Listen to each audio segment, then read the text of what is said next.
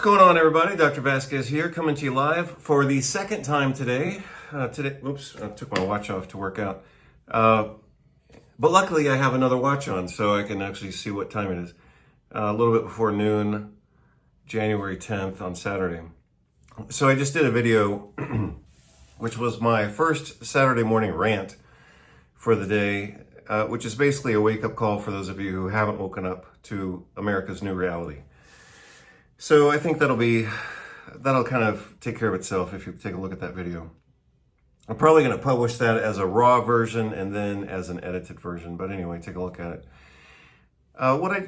What just occurred to me actually while I was working out was I was trying to understand how the psychopathic mind works. So, and I've wanted to talk about this at least a little bit.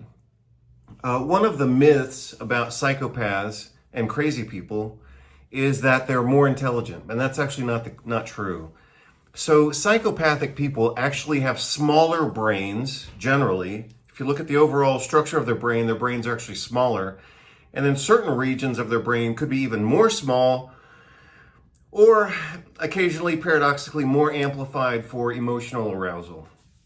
Because obviously what we see in psychopaths are people who can't plan into the future, and that would be like Donald Trump. He can't plan worth shit. That's why the United States is totally undirected and has no leadership right now. And that's why his own businesses have a history of bankruptcy. He can't plan worth anything. And you're seeing that now.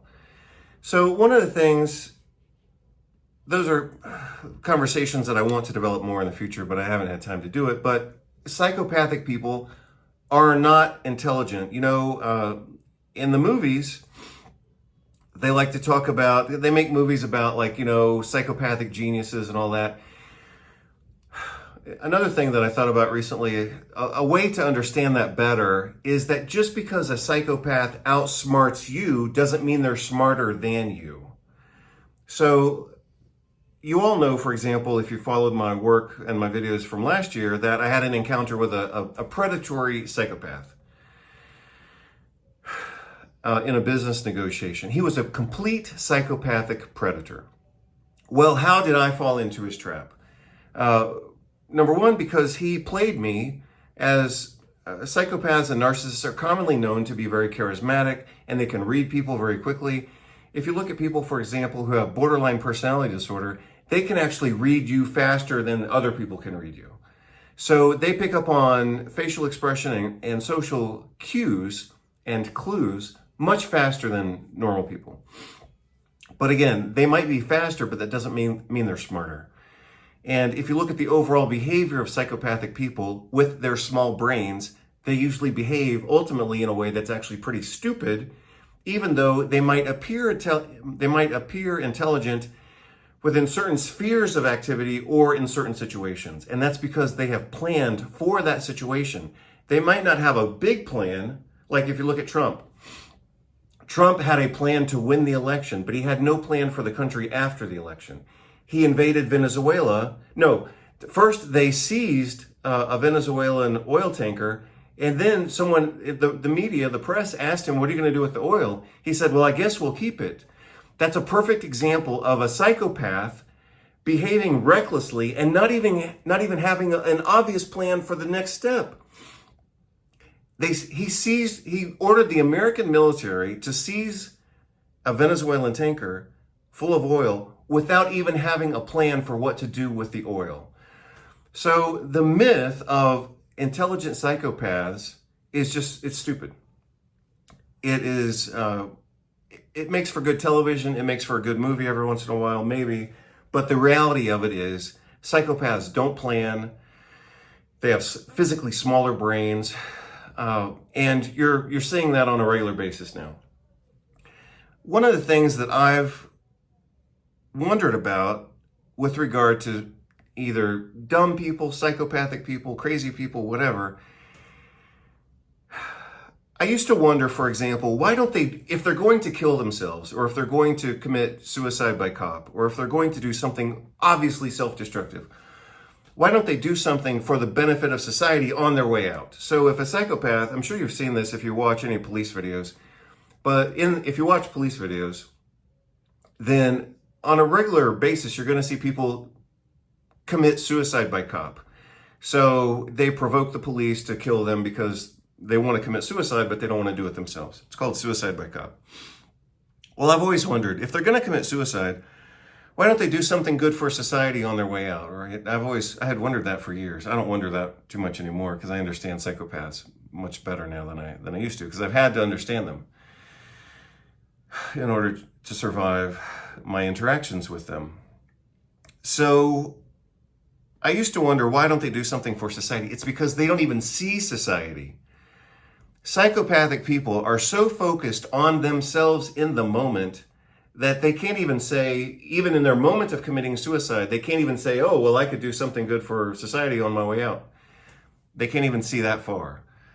So again, I'm partially addressing a topic that I wanted to address in more detail at some point, which is the fact that psychopaths are not intelligent. They can't plan. So they're dumb. They can't plan for shit. And if you look back at the history of Donald Trump, now it's obvious, right? He can't plan. All of his businesses have been failures. He's bankrupted even a casino. He had to get bailed out by his father's money, even though his father's money is how he got started in all this real estate and everything else. What else? So this is part of what just occurred to me, and this is what I really wanted to talk about. So if psychopaths lack compassion and they lack planning as well, they also lack compassion and planning for their future selves. And that's why you see them behave in self-destructive ways. That's what I just figured out while I was trying to get started on my morning exercise. One of the things that we're seeing now in the executive branch of the United States is their complete inability to plan. They have assembled a group of people in the executive branch of the United States, and none of them can plan a month in advance. So they want to invade Cuba. They want to invade Mexico. They just invaded Venezuela. Now they're talking about invading Canada and Greenland, right? But they have no plan beyond what feels to them as urgency to do X. They have no plan for X.1. And you're seeing that play out. And I was trying to figure out, how does that happen? And I think I just expressed to you how it happens, is they can't plan, but they also can't even plan for themselves. If you look at a lot of psychopaths, they behave as if they are self-destructive. But another way of looking at that, self-destructiveness implies an intent of one wanting to destroy oneself. But what if it's not exactly even that focused? I mean, that alone implies intention. What if it's so absent-minded, because psychopaths have small brains, what if it's so absent-minded that they can't even care for themselves in the future because they can't even plan and imagine themselves in the future? So remember, psychopaths classically have no compassion for other people. That's one of the defining characteristics of psychopaths. No compassion for other people. And what I'm saying now is they also have no ability to plan well because of their small, defective brains. But they also have no compassion for their future selves, right? So if I plan for my retirement, then I am caring for and planning for my future self, which requires like a third level of imagination. I have to have a vision of myself. I have to have a vision of myself in the future. And then I have to strategically plan for the present me to take care of the future me, right? That's relatively normal adult behavior. But you'll notice among psychopaths, including some people who are politicians, they have no ability to plan for the future. So like I was looking at the political behavior of the United States recently, and it's wondering, like, how can these people be so self-destructive? And that's the insight that I just had this morning, is they aren't self-destructive. It's that they are incapable of imagining their current self into the future and wanting to plan and take care of that future self. And say, oh, well, if I want to stay out of prison, or if I want to have a good retirement, I have to do things to take care of myself and take care of my money, take care of my job, take care of my employees, take care of my relationships, so that my future self, has a place in the future. These people can't even imagine the next step of their own fuck-ups. So again, a beautiful example is the one that you just saw play out. Trump seized a Venezuelan oil tanker loaded with petroleum, and then when he was asked, what are you going to do with all that oil? He said, well, I guess we'll keep it. He has no fucking ability to plan in the future, and this explains what appears to be his self-destructiveness. It's not that he's trying to destroy himself, it's that he can't plan into the future. And that's why you see the United States has no future. Like, there's no plan under Trump for the United States. Infrastructure, education, quality of life, vacations, maternal leave, paternal leave, healthcare, nothing. Like, the United States has no plan for itself under Trump. And that's because Trump himself has no plan for himself. He lives day to day,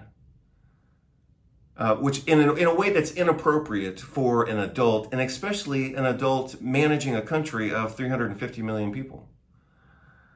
So it looks self-destructive, but it's that his self in his own mind doesn't even exist into the future. The country doesn't exist into the future.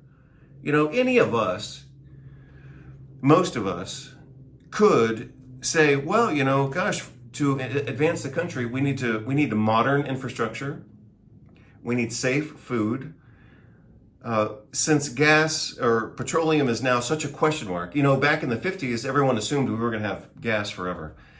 But now that fuel and petroleum are becoming scarce or, you know, politically entangled, we need to localize our food supply. So all the food can't be grown in California and then shipped across country, because you're not going to be able to do that if you don't have cheap gas. And that's one of the only things holding America together is cheap gas, right? You can't grow a stupid head of lettuce in California, pull it before it's even ripe, and then ship it all the way, you know, to Boston and call that's not even basic common sense food infrastructure.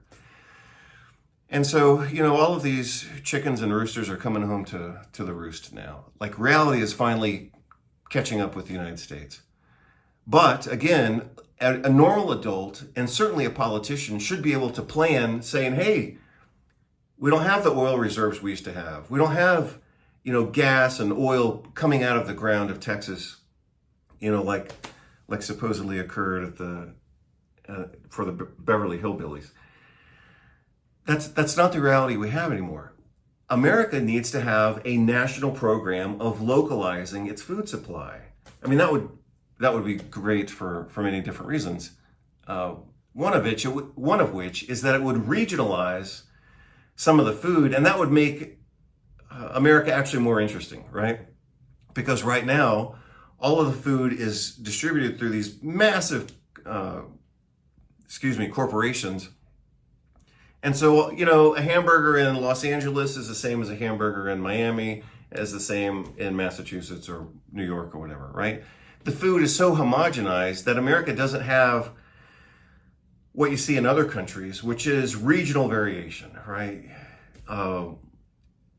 You know, in Spain, for example, just as an example, Spain's about, it's so much smaller than the United States. Spain's about the size of Texas, about 50,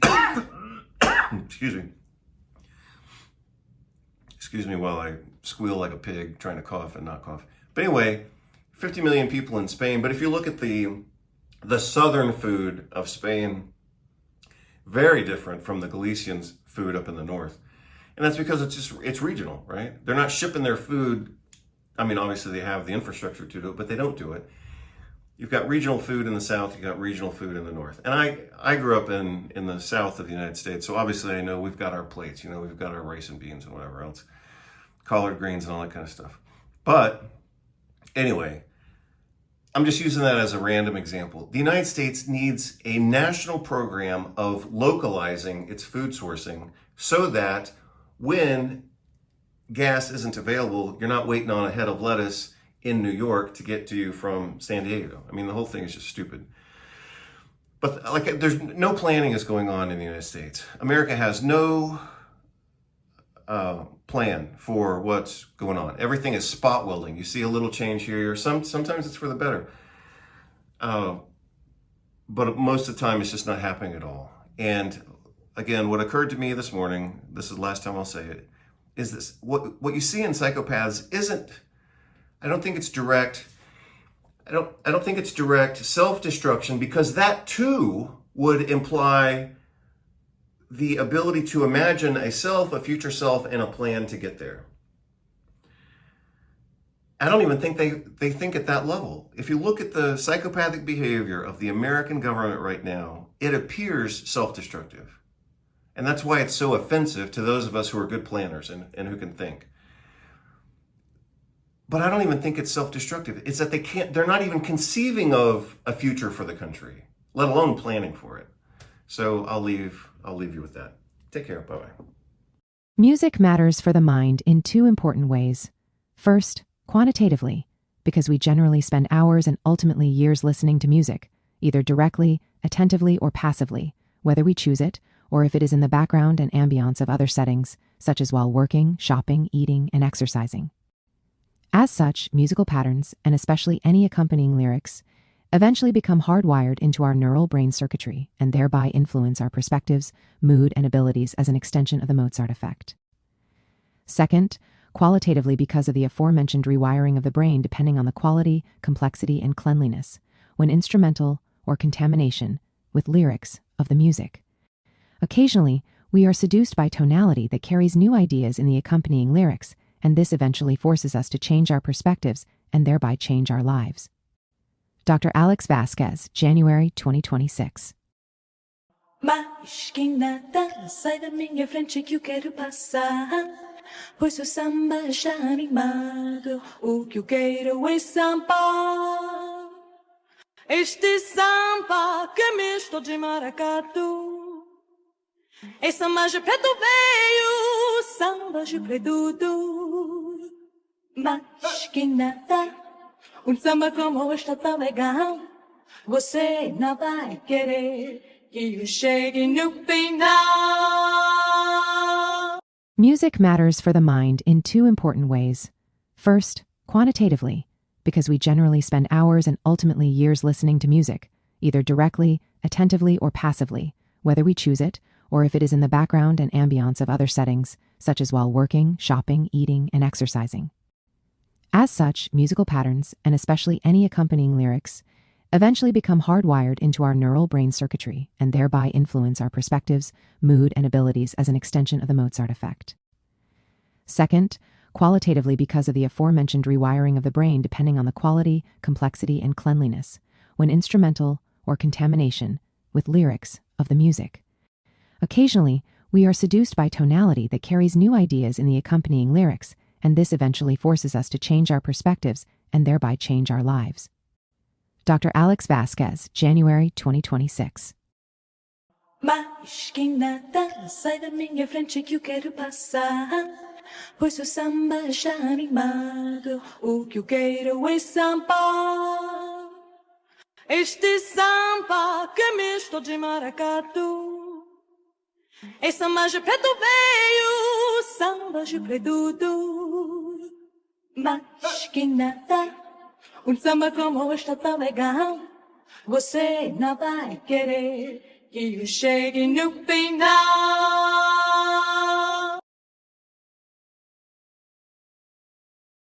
Well, the irony is now, American passports are being invalidated for international travel. So that's going to suck. That's going to suck when people try to leave and they find out they can't leave and they got to go back. So sorry for the bad news, but that's the way it is.